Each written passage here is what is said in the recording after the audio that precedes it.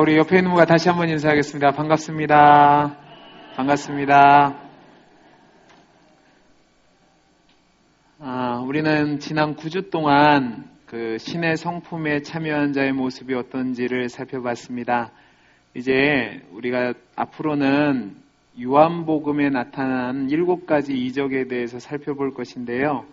그 전에 한 두세 주, 짧으면 2주, 길면 3주 정도 잠깐 쉬는 시간을 가지면서 사무엘에 나타난 이야기를 통해서 하나님이 우리에게 주시는 위로와 또 은혜를 함께 나누기를 원합니다.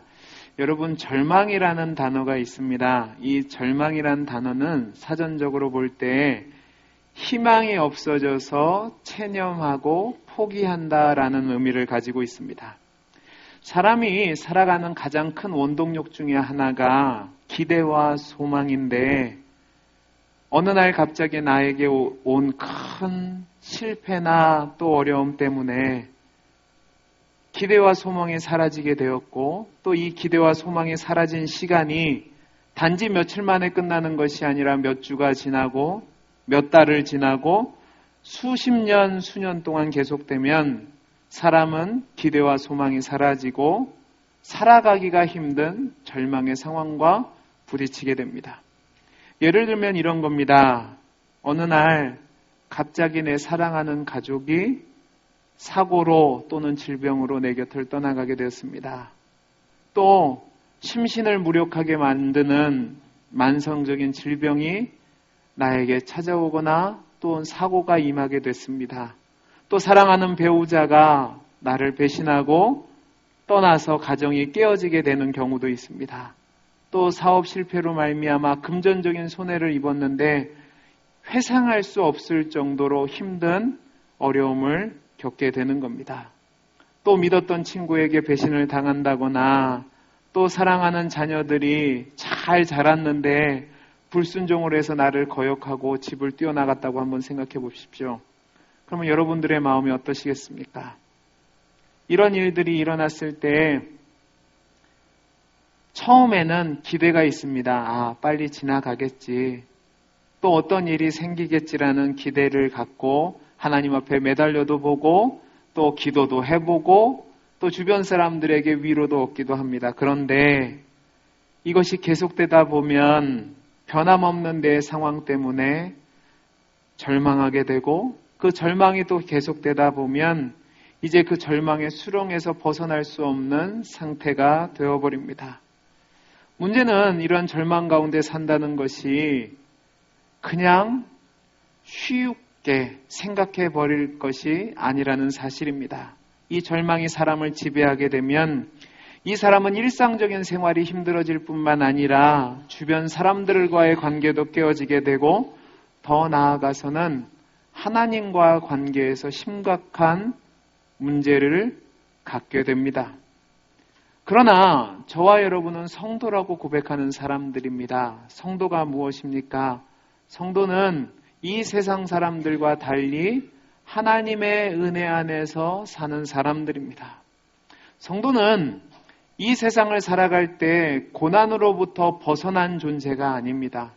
오해하지 말으셔야 될 것이, 예수를 믿으면 형통한다는 그 말이 고난이 내게 찾아오지 않는다는 것을 이야기하는 것이 아니라는 사실입니다. 분명히 예수를 잘 믿어도, 신앙생활을 바르게 해도 감당하기 힘든 어려운 문제들이 나에게 다가올 수 있습니다. 그러나 성도는 그 상황이 내게 임하였을 때 내가 누구이며 내가 믿는 하나님이 누구신지에 대해서 생각하며 우리를 사로잡는 절망을 이기고 살아가는 사람들입니다. 오늘 저는 오늘 말씀에 나온 한 여인의 이야기를 통해서 내가 처한 상황이 아무리 절망적인 상황이라 할지라도 그 절망 속에 갇혀 사는 것이 아니라 그 절망을 뛰어넘어서 하나님이 주신 은혜로 이겨나가며 또 믿음으로 살아가는 복된 인생을 살기를 다짐하는 시간이 되기를 바랍니다. 그러면 오늘 본문을 이제 들어가서 살펴보도록 하겠습니다. 오늘 본문에 보면 한 여인이 나옵니다. 그 여인은 한나라는 이름을 가진 여인이었습니다. 이 한나라는 여인의 이름의 뜻은 은총, 은혜라는 뜻을 가지고 있습니다. 그런데 이 여인의 삶은요, 그 이름과 상관없이 은혜 없는, 은총 없는 삶을 살고 있습니다. 첫 번째로 이 여인이 은총 없는 이유가 되는 것은 무엇이냐면 이 여인이 사는 시대가 은총이 없는 시대였습니다. 자, 이 여인이 어느 시대에 살고 있었죠? 사사시대에 살고 있었습니다. 이 사사시대가 어느 시대냐면 여호수아가 죽은 뒤에 이스라엘의 초대 왕인 사울이 왕으로 등극하기 이전에 약 350여 년간의 기간을 사사시대라고 이야기합니다. 이때는 왕권이 확립되어져 있지 않고 중앙 집권적인 정치체제가 세워져 있지 않아서 각 지파별로 자신들이 각자 도생하고 있었던 시기였습니다. 그래서 사사시대를 사사기 기자는 뭐라고 이야기하냐면 이 시대는 왕이 없으므로 이스라엘 백성이 자기 소견에 옳은 대로 행하였다라고 이야기할 정도였습니다. 여러분, 자기 소견에 옳은 대로 행한다는 말이 얼마나 무서운 말이냐 하면 자기 마음대로 살아가다 보니까 사회적으로도 그렇고 정치적으로도 그렇고 혼란이 일어날 수밖에 없는 시대였습니다. 문제는 이렇게 어려운 시대가 단지 사회적으로 정치적으로 우리에게 다가오는 것으로 끝나는 것이 아니라 이들의 신앙이 그들을 건져내어서 그들에게 약속의 땅을 주신 하나님을 배반하고 하나님을 거역하고 그들의 왕이신 하나님에게 떠나서 이방 우상을 섬김으로 말미암아 종교적으로 도덕적으로 타락한 상황이 되어서 하나님도 그들을 버린 시대가 바로 이 시대라는 말입니다. 여러분, 이스라엘 백성에게 있어서 하나님이 없다. 그것은요, 말할 수 없는 절망의 상황이 되는 겁니다. 나라가 힘들고 어려우면 그 나라에 사는 백성들은 어려울 수밖에 없습니다. 근데 지금 한나가 그 시대 속에서 살아가고 있다는 말입니다. 또 하나, 이 여인은요, 가정사를 봐도 별로 은총이 없었습니다. 우리 오늘 본문 읽지는 않았지만 1절, 2절 말씀을 같이 한번 읽어보겠습니다. 우리 같이 읽겠습니다. 시작. 에브라임 산지 라마다임 소빔에 사람이 있었으니 그는 여로보암의 아들이요 엘리후의 손자요 도후의 증손이요 숲의 현손이더라. 그에게 두 아내가 있었으니 한 사람의 이름은 한나요 한 사람의 이름은 분인나라. 분인나에게는 자식이 있고 한나에게는 자식이 없었더라. 아멘. 이 말씀을 보면 이 한나라는 여인이 에브라임에 살던 엘가나라는 사람의 아내였다라고 이야기하고 있습니다. 그런데 여러분, 여기서 우리가 그냥 지나치지 말아야 될 것이 있는데 성경을 보면 어떤 한 사람의 족보가 4대 이상 나오는 것이 흔치 않습니다. 근데 이 엘가나라는 사람을 소개하면서 뭐라고 얘기하냐면 숲, 도후, 엘리후, 여로함이라는 조상들을 가지고 있다고 이야기합니다. 이 얘기는 무엇을 이야기하냐면 이 엘가나 집안이 당시 사람들에게 인정을 받을 만한, 자랑할 만한 역사적 배경을 가지고 있는 집안이라는 것이 됩니다. 뿐만 아니라 이 엘가나는 아내를 둘을 데리고 살 정도로 부유했습니다. 왜냐하면 이때 당시는 결혼을 그냥 하는 것이 아니라 지참금이 있어야지만 결혼할 수 있었다는 말입니다. 그런데 아내 둘을 두었다는 것은 그만큼 경제적으로 뒷받침이 됐다는 겁니다. 그러면 잘 보십시오. 부유하고 명망 있는 집안에서 이 한나가 살았습니다. 또 이 한나라는 여인은 이 남편인 엘가나가 사랑했다라고 되어 있습니다. 그런데 문제가 있었습니다. 그 문제가 무엇이냐면 자식이 없는 겁니다. 여러분, 이 자식이 없는 것을 그냥 지나치면 안 되는 게 4대의 족보를 이야기했습니다. 그죠? 그 다음에 한나는 자식이 없어요. 이 얘기는 무엇을 얘기하냐면, 자, 명문가에서 제일 중요한 게 뭐죠? 그 가문을 이어가는 겁니다. 그런데 그 명문가의 가문의 그 업적이 누구 대해서 지금 끝나게 생겼어요? 한나에게서 끝나게 생겼다는 말입니다. 불임으로 말미암아 태의 문이 닫혀서 자식을 낳지 못하니까 이 여인은 모든 것이 절망적인 상황으로 다가올 수밖에 없는 상황이었단 말입니다. 지금이야 자녀를 못 낳아도 문제되지 않습니다. 심지어는 일부러 자녀를 낳지 않는 시대가 이 시대입니다. 그러나 한나가 살던 시대에 자녀가 없었다. 이것은 심각한 문제가 됐는데, 왜냐하면 그때 당시 이스라엘 사람에게 있어서 자녀는 하나님이 주신 선물이었습니다. 그런데 하나님이 주신 선물이 없다. 그것은 하나님께 저주받은 인생이라는 얘기입니다. 여러분, 은총과는 상관없는 저주받는 상황이 자신에게 맞닥뜨려졌다는 말입니다. 그런데 이 가족 상황이 여기서 끝나지 않습니다. 우리 4절에서 6절 말씀을 같이 한번 읽어보겠습니다. 4절에서 6절입니다. 시작. 엘가나가 제사를 드리는 날에는 분인나와 그의 모든 자녀에게 주고 한날에는 갑절을 주니 이는 그를 사랑함이라. 그러나 여호와께서 그에게 임신하지 못하게 하시니 여호와께서 그에게 임신하지 못하게 하심으로 그의 적수인 분인나가 그를 심히 격분하게 하여 괴롭게 하더라. 아멘. 여러분, 이 본문은 우리가 늘상 봐왔던 본문인데 어떻게 보면 말이 되지 않습니다. 왜 말이 되지 않는지를 제가 좀 살펴보도록 하겠습니다. 여러분, 엘가나가 매년 실로에 가서 여호와 하나님 앞에 제사를 드렸다고 이야기하고 있습니다. 그런데 제사를 드리는 날의 모습을 잘 보셔야 됩니다. 5절 말씀을 보면 엘가나가 제사를 드린 후에 한나에게는 갑절로 분깃을 주었다고 되어 있습니다. 그런데 이 본문은요, 성경학자들에게 있어서 논란이 많은 본문입니다. 왜 논란이 많은지를 제가 설명을 해드릴게요.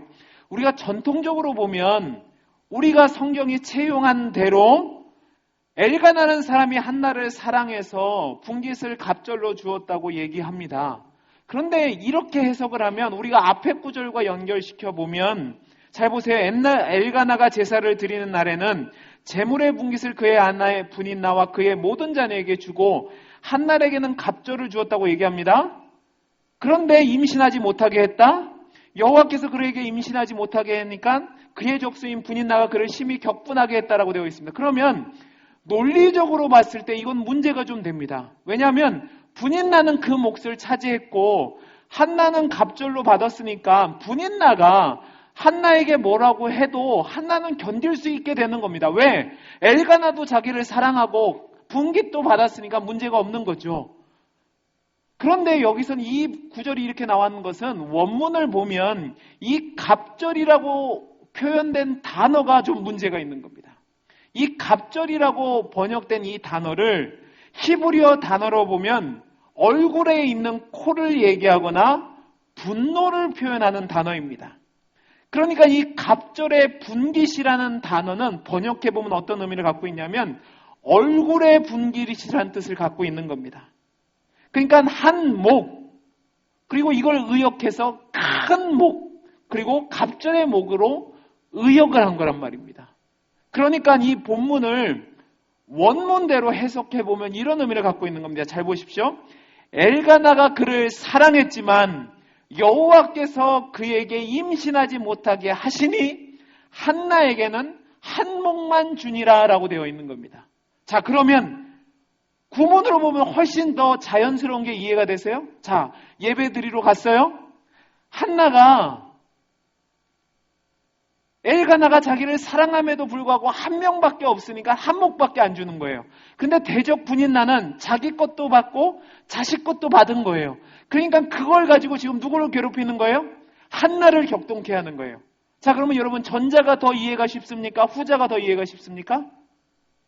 전자가 후자가 뭔지 모르겠죠. 자, 전자는 전통적인 거고 후자는 새로운 겁니다. 그럼 어떤 게 더 이해가 쉬워요?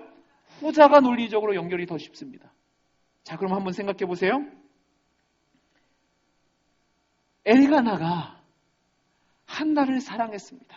그런데 자기가 제사장이 아니니까 제사에 두목을 줄 수가 없어요. 사랑하는 여인이었지만 하나님께서 한나의 태를 닿아버리니까 제사가 마친 뒤에 그 행복한 시간에 대적인 분인나는 자기 것뿐만 아니라 자식들이 가진 분깃을 가지고 풍요롭게 나누고 있는데 한나는 한 몫만 받고 있는 겁니다.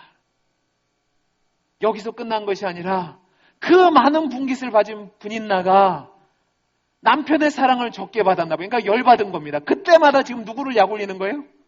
한나를 약올리는 겁니다. 격동케 했다고 나와 있습니다. 그럼 한번 생각해 보세요. 성도에게 있어서 가장 중요한 시간이 언제입니까? 하나님 앞에 예배드리는 순간입니다. 다른 모든 것은 없어도 하나님과의 관계가 원만하면, 하나님과의 관계 속에서 기쁨이 있으면 성도는 살아갈 수 있습니다. 그런데 한나는 하나님 앞에 예배 나올 때마다 심령이 상하는 겁니다. 여러분 한번 생각해 보세요. 여러분이 주일마다 교회 오는데 주일날 교회 오면 속이 환장할 정도로 뒤집어진다고 한번 해봅시다. 그럼 여러분은 교회를 오고 싶겠습니까? 안 오고 싶겠습니까? 안 오고 싶겠죠. 지금 그 상황인 겁니다. 위로받을 곳이 하나님밖에 없는데 하나님 앞에서 제사 드리고 나면 괴로운 겁니다. 얼마나 힘들었겠습니까? 이게 하루 한 번에 끝나는 것이 아니라 매년마다 이 일이 계속된다고 생각해 보십시오.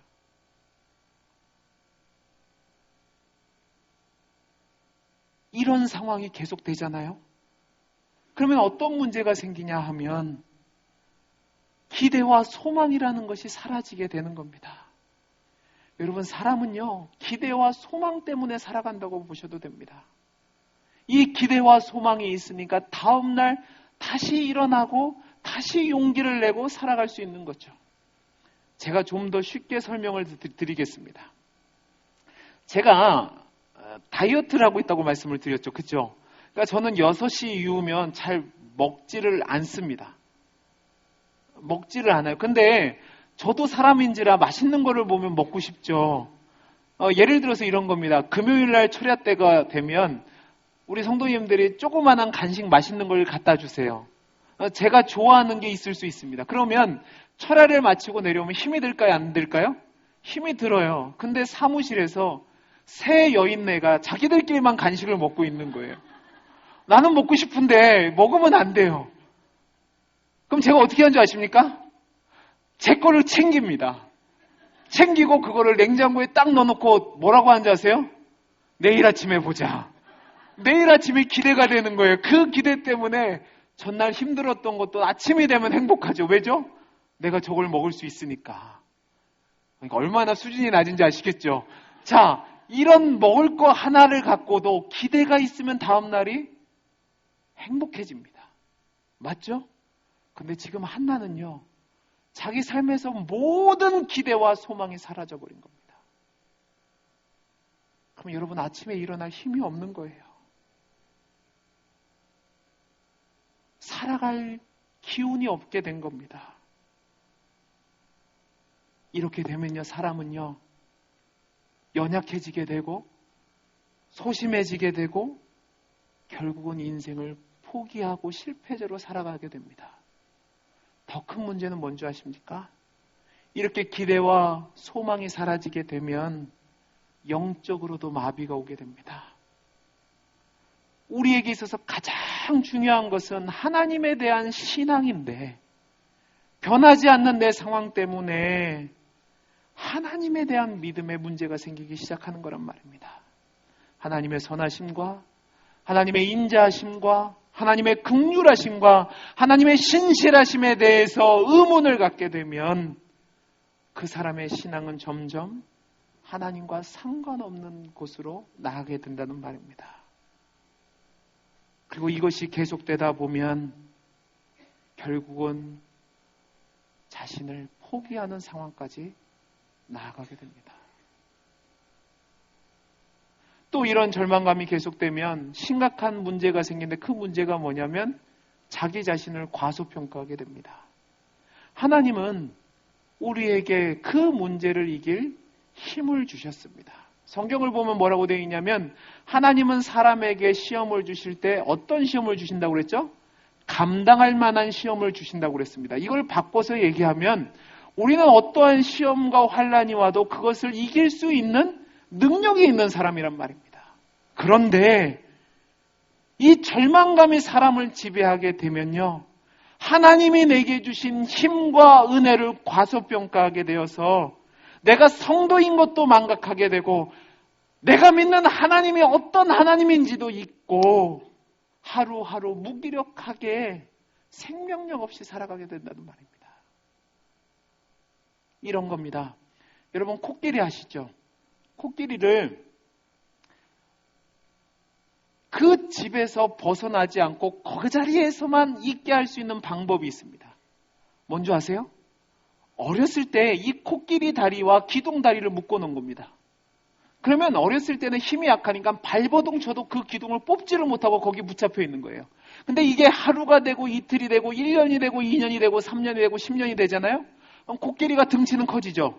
그러면 그 기둥을 뽑을 수 있는 힘이 있을까요? 없을까요? 있어요. 있음에도 불구하고 끈이 묶여져만 있으면 그냥 가만히 있습니다. 왠지 아세요? 자신의 힘을 망각하는 거예요. 우리도 영적으로 그렇게 될 수 있다는 말입니다. 그런데 성도도 여러분, 저와 여러분은 성도라는 사실을 잊으면 안 된단 말입니다. 아무리 절망이 나를 휘감고 절망이 나를 절병 끝으로 몰아간다고 할지라도 선하신 하나님, 나를 구원하신 하나님, 나에게 가장 좋고 가장 정확한 것으로 응답하시는 하나님을 믿는다면 그 상황과 환경에 휘둘리는 것이 아니라 그 상황을 이겨내고 믿음 가운데서 신실한 하나님 앞에 나아가야 되는 거죠. 그리고 하나님 앞에 나아갈 때 그냥 나아가는 것이 아니라 하나님께서 이루실 그 역사를 기대하며 소망하며 나아가야 된다는 말입니다.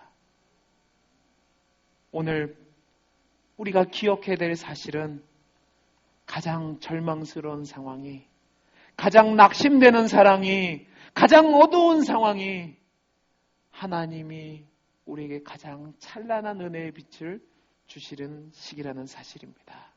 오늘 한나가 그 은혜를 경험하게 되는 겁니다. 우리 오늘 본문 10절, 11절 말씀을 보겠습니다. 같이 읽겠습니다. 시작. 한나가 마음이 괴로워서 서원하여 이르되 만군의 여호와여, 주의 여종의 고통을 돌아보시고 나를 기억하사 주의 여종을 잊지 아니하시고 주의 여종에게 아들을 주시면 내가 그의 평생의 그를 여호와께 드리고 삭도를 그의 머리에 대지 아니하겠나이다. 아멘.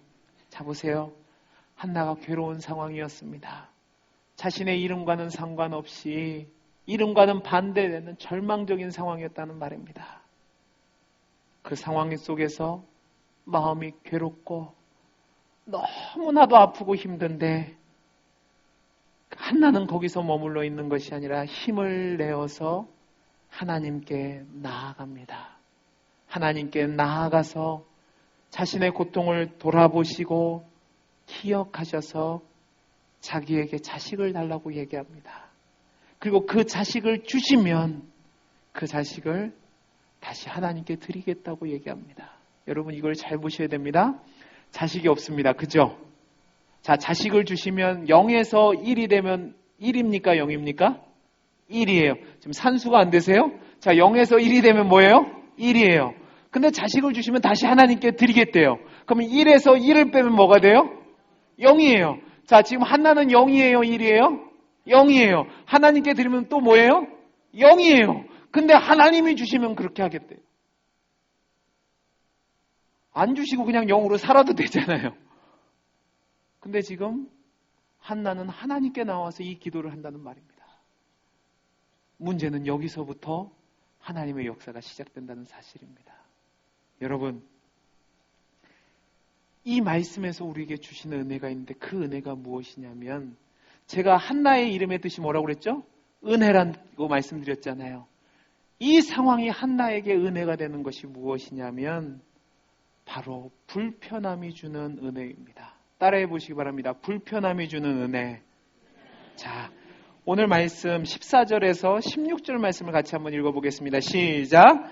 엘리가 그에게 이르되 내가 언제까지 취하여 있겠느냐 포도주를 끊으라 하니 한나가 대답하여 이르되 내 주여 그렇지 아니하나이다. 나는 마음이 슬픈 여자라.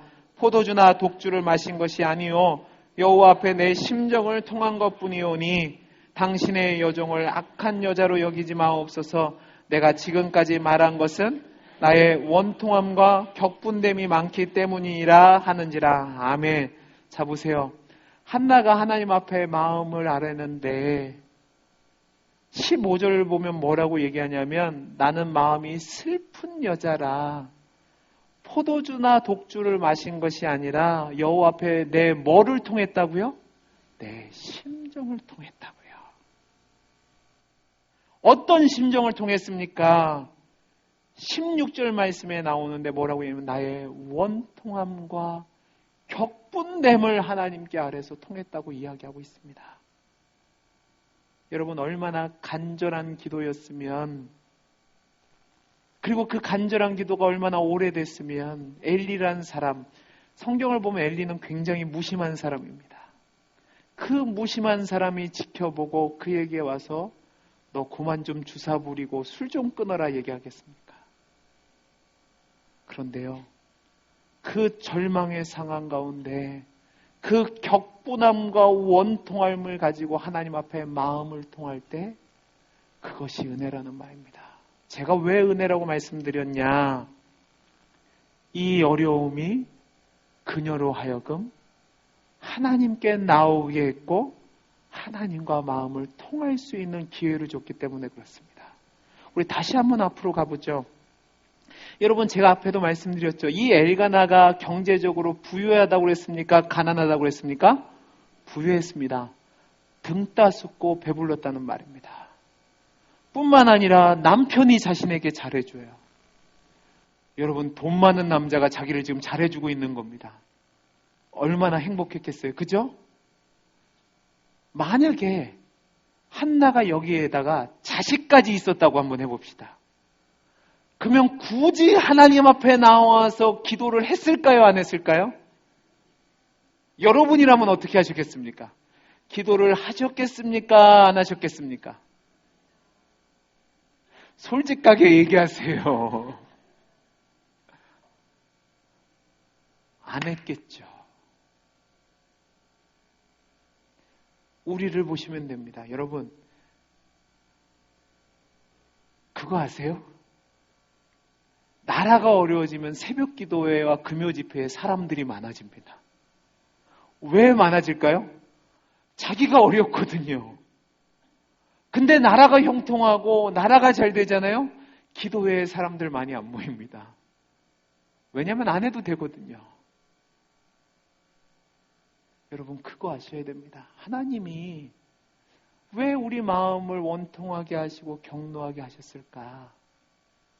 그것은요, 그렇게라도 해서 하나님 앞에 나와 마음을 통하게 하고 싶으셔서 그렇게 하신 겁니다. 성도에게 있어서 가장 큰 은혜가 뭔지 아세요? 하나님과 마음을 통하는 겁니다. 하나님과 마음을 통하고 하나님과 함께 있는 것이 가장 큰 복이죠. 지금 하나님이 한나를 그렇게 만지시고 계시는 겁니다.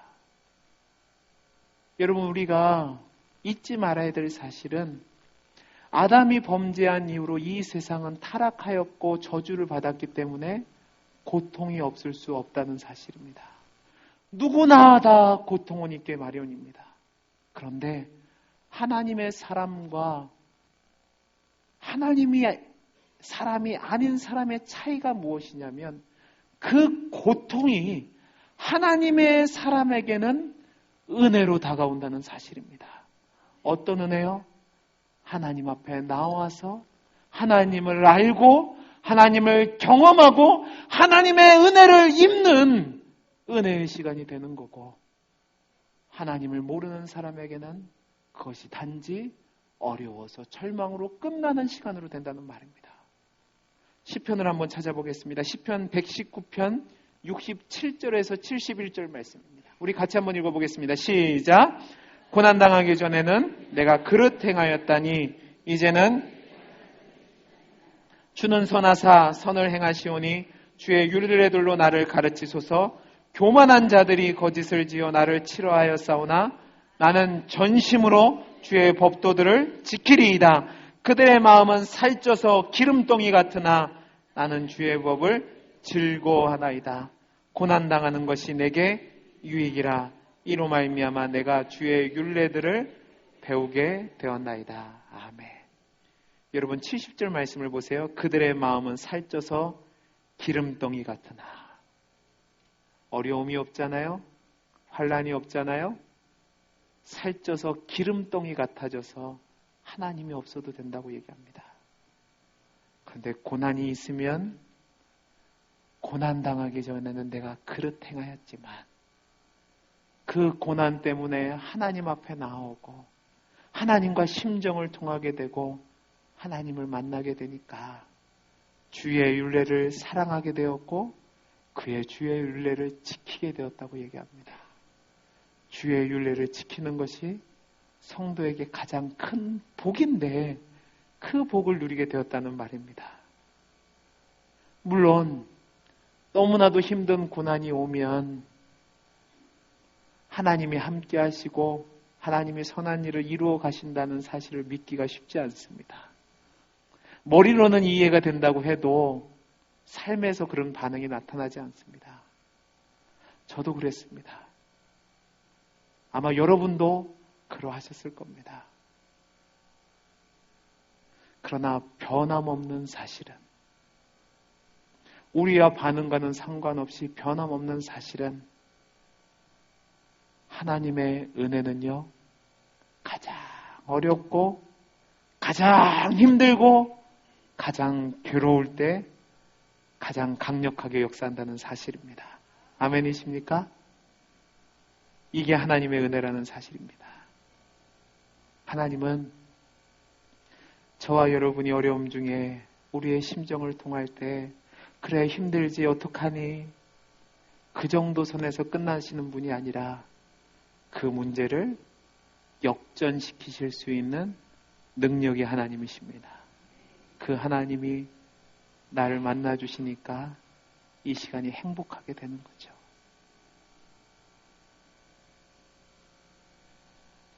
사랑하는 성도 여러분, 여러분의 상황이 어떤지 모릅니다. 근데 여러분의 상황이 혹시 헤어나올 수 없는 수렁과도 같은 그런 절망적인 상황에 있으십니까? 여러분이 직면한 그 어려움이 여러분을 죽일 것과 같은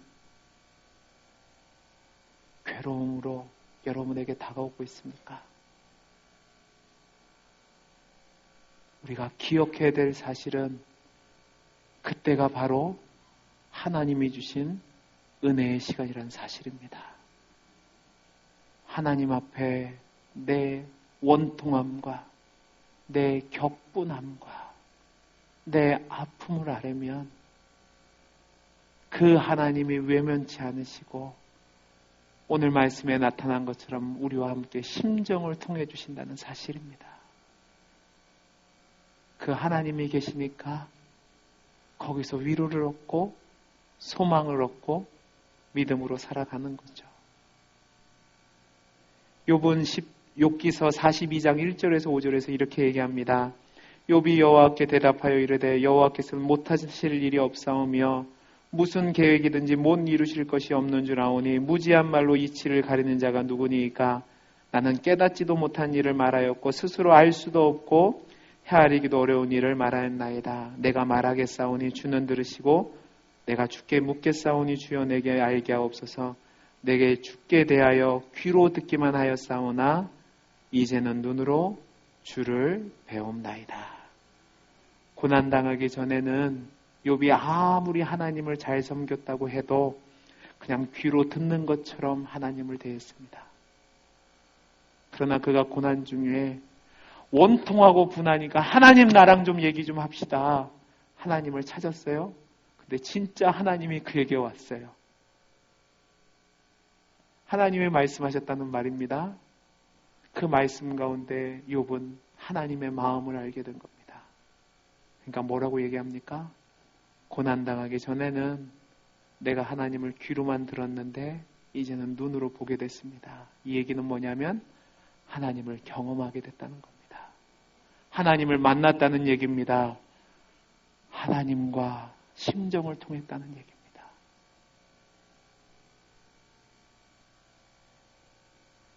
저는 우리 성도님들이 이런 고백을 할 수 있기를 간절히 소원합니다.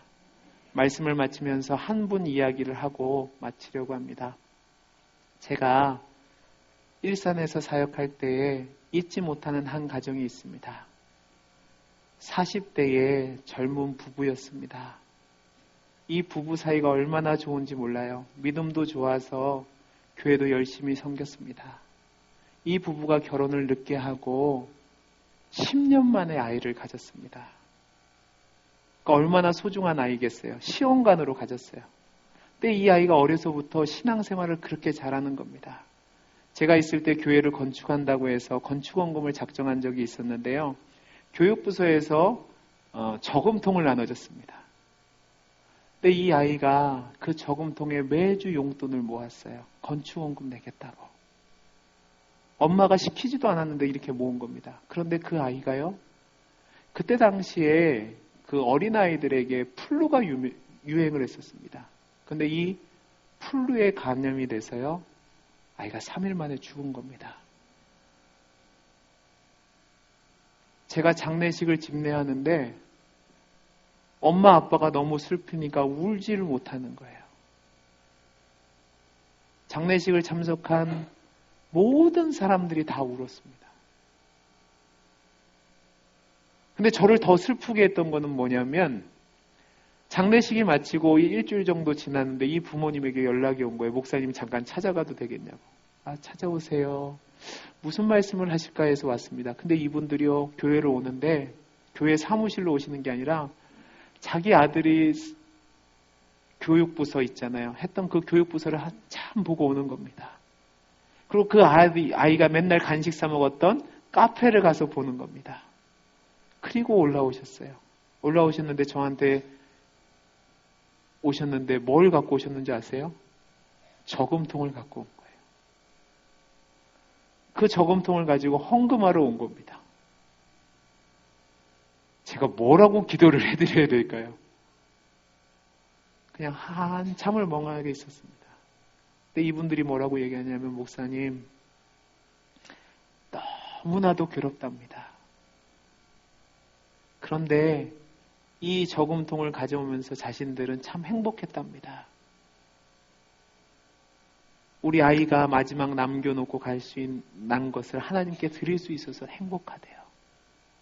그리고 자신들이 너무 힘들고 어려워서 하나님 앞에 기도하는데 자신들을 위로해 주시는 하나님을 만났답니다. 그래서 저를 오히려 위로하시면서 이러는 거예요. 목사님 너무 걱정 안 하셔도 돼요. 그러시는 거예요. 근데요, 이분들이 얼마 뒤에 저한테 얼마나 행복한 사실을 알려주셨냐면, 죽은 아이의 생일날 임신했다고 저한테 찾아오셨습니다. 하나님 앞에 나와서 하나님의 은혜를 구하니까 하나님이 회복시켜 주신 은혜를 경험했다는 말입니다. 저는 우리 성도님들도 이런 은혜를 누릴 수 있게 되기를 간절히 소원합니다. 여러분이 맞닥뜨리고 있는 그 상황이 어떤지는 모릅니다. 그 상황이 너무나도 오래되어서 여러분에게 소망과 기대를 빼앗아 버리고 절망 속에서 기가 막힐 수렁과도 같은 상황에서 살게 만들었을 수도 있습니다. 그러나 성도는 그 고난이 나를 침노하지 못하게 하는 자입니다. 그 상황 속에서 주저앉아 있는 것이 아니라 신실하신 하나님 앞에 나와 하나님 앞에 심정을 통할 때에 하나님이 여러분의 마음을 받아주시고 여러분을 위로하여 주시고 여러분에게 용기를 주셔서 다시 한번 일어나 성도로서 살아가게 해주실 줄로 믿습니다. 뿐만 아니라 그 과정 속에서 여러분을 만나주시고 여러분과 함께 해주시고 여러분에게 소망을 주셔서 그 절망에서 일어나서 그 절망과 싸우며 세상 사람들과 구별된 성도의 복된 삶을 살게 해주시기를 간절히 소원합니다. 기도하겠습니다. 사랑이 많으신 하나님 아버지, 우리가 믿는 하나님, 내가 아버지로 모시는 하나님은 나와 늘 함께 하시고 가장 좋고 선한 것으로 주시는 하나님이십니다. 이 하나님을 믿고 고난 가운데 절망 속에 있지 않게 하시고 주님 앞에 찾아와 주님 앞에 심정을 통하며 주님의 은혜를 구할 때에 주님이 만나주시고 주님이 주신 은혜로 용기를 얻고 세상에서 성도로서 살아갈 수 있는 은혜를 허락하여 주옵소서. 은혜 주심을 감사하며 사랑 많으신 예수님 이름으로 기도하옵나이다. 아멘.